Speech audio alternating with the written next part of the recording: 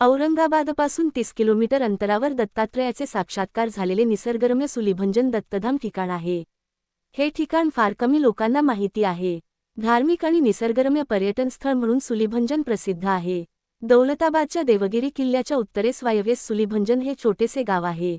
खुलताबाद पासून 5 किलोमीटर अंतरावर श्री दत्तधाम सूर्यकुंड व चंद्रकुंड पर्वत आहे. हिंदू धार्मिक दृष्ट्या या स्थळाबद्दल अनेक आख्यायिका प्रसिद्ध आहेत. हिंदू धार्मिक ग्रंथातील काशीखंड, पद्यपुराण, श्री दत्त प्रबोध, नाथचरित्र अशा प्राचीन ग्रंथातून या ठिकाणाचा महिमा वर्णिला गेला आहे. वेरूळ शिवालय महात्म्य संस्कृत 33व्या अध्यायामध्ये याचा निर्देश आहे.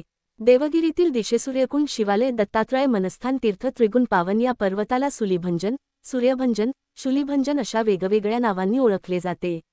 मार्कंडेय ऋषीचे हे ठिकाण तपारणे होते. मार्कंडेय ऋषीच्या तपश्चर्येने प्रसन्न होऊन त्यांच्यावरील मृत्यूसंकट श्री शिवाने टाळल्याची कथा शुलीभंजन तथा सूर्यभंजन या ग्रंथात आहे. मार्कंडेय ऋषींनी या ठिकाणी तपश्चर्या केल्याचा उल्लेख उपरिनिर्दिष्ट सर्व ग्रंथातून आला आहे. शिवदेश्वर सूर्यभंजनासी हे स्थान सिद्धपीठ कशी हे माझा वास अहर्निशय माननीय. कैवलेश्वर येथे जवळच हेमांडपंथी शिवमंदिर आहे. या मंदिरात कैवलेश्वराची आराधना फार पूर्वीपासून होत असल्याची ग्वाही अनेक प्राचीन ग्रंथात आहेत. या मंदिराजवळ सूर्यकुंड व चंद्रकुंड हे 2 कुंड आहे. वेरूळ येथील विनायकबुवा टोपरे रचित श्रीक्षेत्र ब्रह्मसरोवर महात्म्य मध्ये सूर्यकुंडाचा महिमा वर्णिला आहे.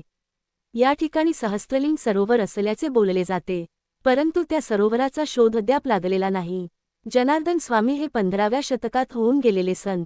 या काळात यादवांचे राज्य संपवून मुसलमानी अंमल महाराष्ट्रात सुरू झाला होता. जनार्दन स्वामी देवगिरी किल्ल्यावर किल्लेदाराच्या पदरी कारभारी होते. संत जनार्दन स्वामीची समाधी देवगिरी किल्ल्यावर आहे. या ठिकाणी भागवत संप्रदायाचे भाविक मोठ्या भक्तिभावाने समाधीच्या दर्शनाला गर्दी करतात. संत एकनाथ महाराजांना दत्ताच्या दर्शनाचा लाभ व्हावा म्हणून एका गुरुवारी त्यांना शुलीभंजन पर्वतावर नेले आणि मलंग वेशात आलेल्या गुरुदत्ताचे दर्शन घडविले. याविषयीची आख्यायिका केशव कृतनाथ चरित्रासह गुरु आज्ञेनुसार संत एकनाथ यांनी साधना केली म्हणून या ठिकाणाला संत एकनाथांचे साधनास्थळ म्हणून देखील ओळखतात.